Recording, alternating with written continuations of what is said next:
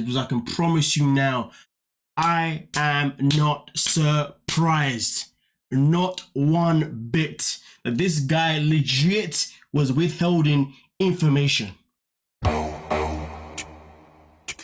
whole family more so than just Citra? Oh, There's gotta be a lot of pressure. her dad's a cop. He's a cop? Is he really? I didn't know that. Wow. So yeah, Oh. better mind my P's and Q's. Yeah. I'm actually looking forward to this couple.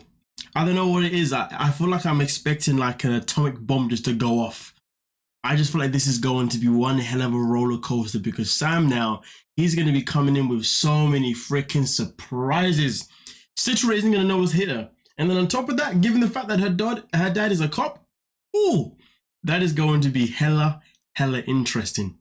Because if I was Sam now, I would keep everything 100% honest from the jump. But you see, Sam now, he's not the kind of person to keep things 100% honest from the jump. He's the kind of person to say certain things and withhold other things and then tell you at another time. At a time that probably isn't going to be suitable for whoever's involved in, or I guess in this situation, Citra.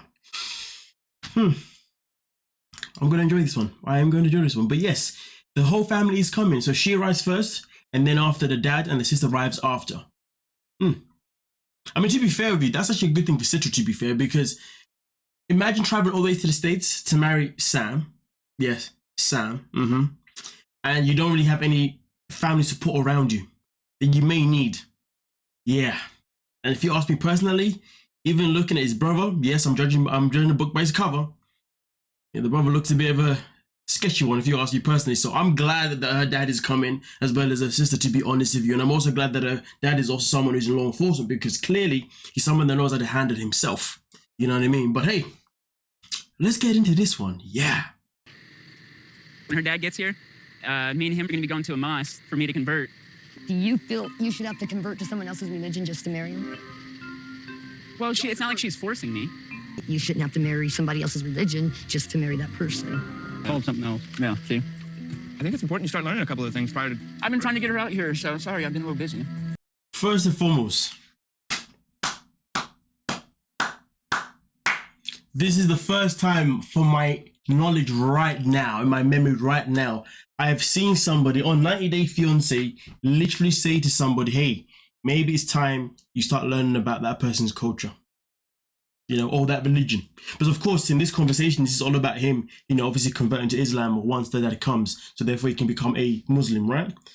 And obviously mom makes it known that she's not happy about it, but at the same time, you know, but to be fair, what she said is a bit, I guess it's subjective depending on who it is. She talks about how people shouldn't have to change religion just to marry somebody. I mean, to be honest with you, a part of me 100% agrees with that, but then a part of me says, I understand, you know what I mean? So I would never disagree with the idea of somebody switching religions to be with somebody.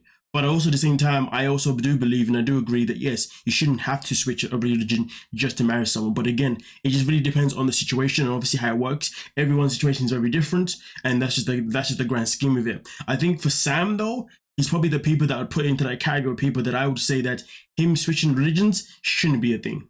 Because he's clearly somebody that isn't really going to care to want to respect it or follow or even follow any of the guidelines. But let's look at it this way.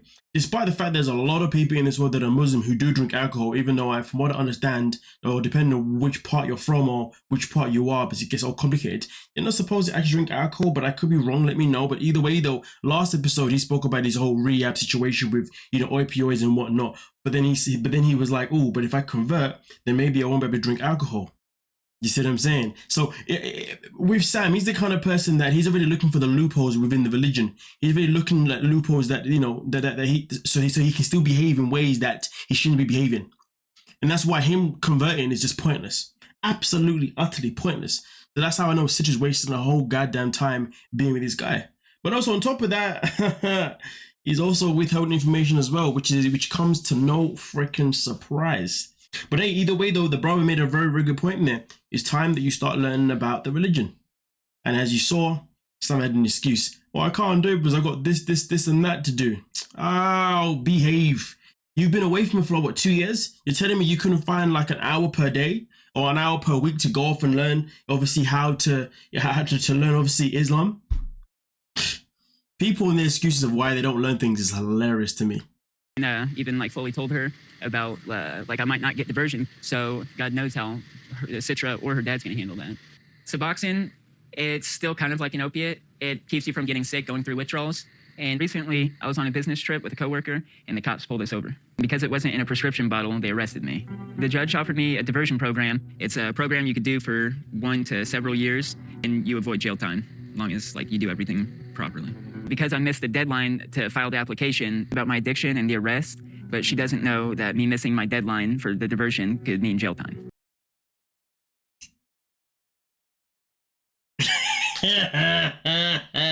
Listen, tell me you're surprised. Tell me you are surprised, because I can promise you now, I am not surprised. Not one bit. That this guy legit was withholding information. And this is strong information right here. This isn't just like light work information. No. This is serious information that he's withholding. That she's gonna fly all the way to the States, and then there's a possibility that he may go to jail or whatever, and therefore she won't even be seeing him while she was there. She's gonna have to spend time with his family or something like that. I don't know. This guy's ridiculous. Like, is he actually for real? And to be fair, I don't buy this one bit about, oh, we got arrested because it wasn't a prescription. No. Don't lie, bruh. Don't lie, bro. You are a real offender, okay? And because you are one, I'm gonna stereotypically say that if anything, what you had wasn't prescription in the first place. It was definitely something that you got off somewhere else. You know what I mean? Because if it's prescription, then why would you not bring the prescription thing with you? Let's think about this. You know that if you get arrested or if the police catch you, you're going to be in deep shiz. So why would you not be overly precautious and make sure you got a prescription bottle with you or whatever it is that you needed? Come on now. And also on top of that, I'm pretty sure if anything, if it was for prescription, and even if the prescription packaging wasn't there, I'm pretty sure you could probably bring it to court and open it and say, listen, this is the evidence on the box. You know what I mean? Now, I'm not saying that I don't know if that would work, if that would necessarily clear him or whatever, but you at least bring that to the table. And the fact that he didn't mention that, yeah, I'm not buying your BS. You think I was born yesterday? You fool. Nah, man. This guy is funny. He is absolutely funny. Yeah, as far as I'm concerned, if I was her, I wouldn't even get the plane. If I was her, with the second that I land and I find out, turn back around. Boom, bam.